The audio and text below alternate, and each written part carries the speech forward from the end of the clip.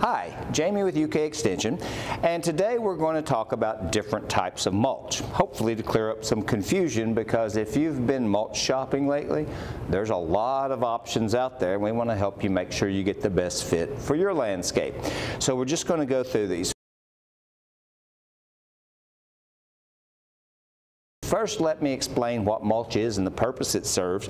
Most of our ornamental plants, if they were growing in nature, would be in a forested situation or something where the organic matter was not removed from the soil. This provides a nice layer in the wooded areas, leaves, that would keep those tree roots cool and moist and allow them to be happily moving along, and that mulch, as it decomposes in the case of leaves and things, would also add organic matter to the soil and build soils over time. So in our man-made landscapes, we often take all those leaves and things away and then have to introduce something to fill the role that nature would have had we left things alone. So let me just talk about this. Mulches can broadly be divided into inorganic and organic. Most horticulturists would tell you that organic mulches are beneficial to plants more so than inorganic. That's largely by virtue of the decomposition and the addition of organic matter to the soil. Inorganic mulches are going to be things like rock, gravel, marble chips. I have seen beach glass used, shredded rubber tires for playgrounds. There's all sorts of things out there. But we're going to focus primarily on the organic ones because that's what we believe are really best for plant growth. So in central Kentucky, the most common mulch you're ever going to encounter by far is hardwood, sometimes sold as shredded hardwood. Now, this is not a bad mulch per se. It's often the most economical mulch. And let's just talk a little bit about what it is. Hardwood mulch is technically, in most cases, made either from ground pallets or whole trees. This, while it looks very fine and compost-like, is actually made predominantly of wood fibers, which are high in cellulose. That's not necessarily a problem, but cellulose, as it decomposes, will tie up some nitrogen in the soil to a minimal degree. Less of a problem mulching, more of a problem if you're going to mix things into the soil. So hardwood mulch, as that decomposes, you can run into a couple of common problems. This is possible for all of the organic mulches, but it's a much higher rate of incidence with hardwood, and that would be some fungal growth.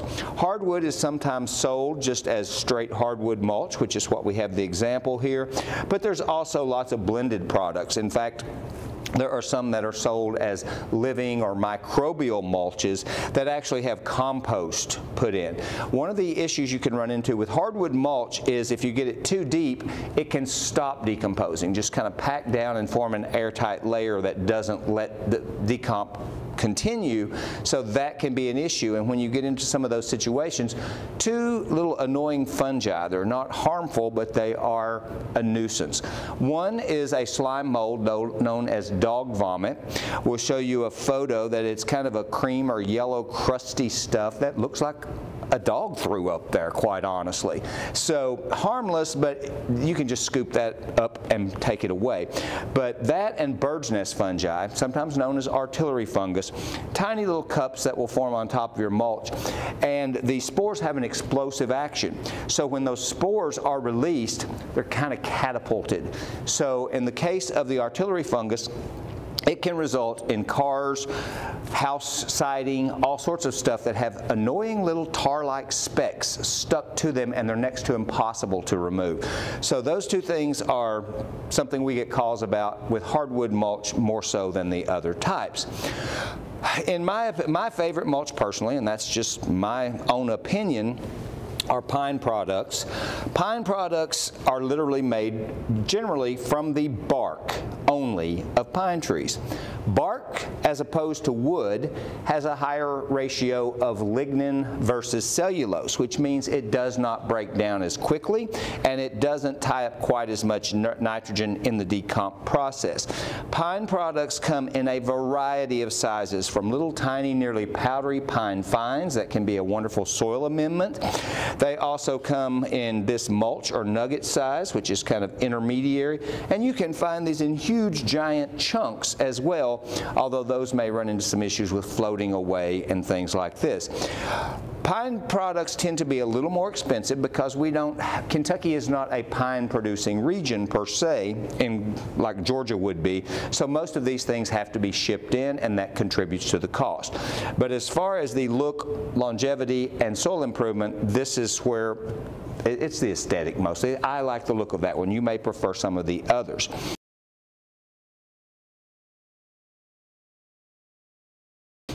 Here's a couple of other products. This has really made a lot of impact in the market with some of the box stores. I've even seen this at service stations. This is actually a color-enhanced mulch.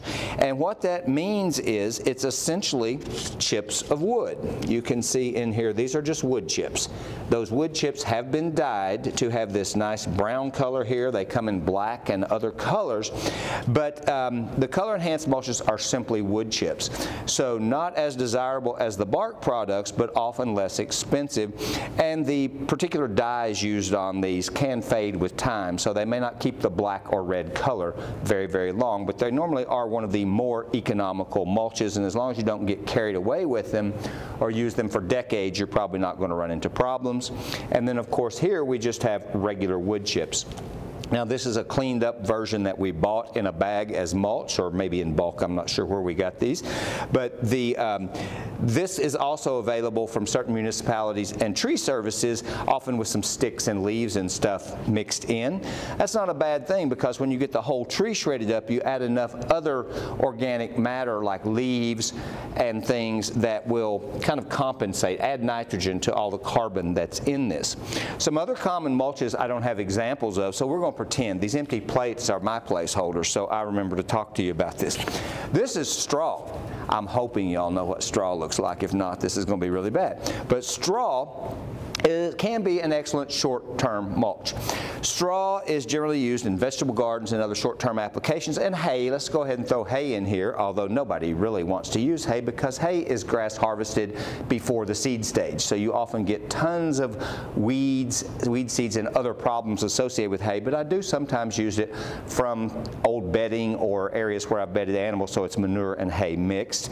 But straw has a place.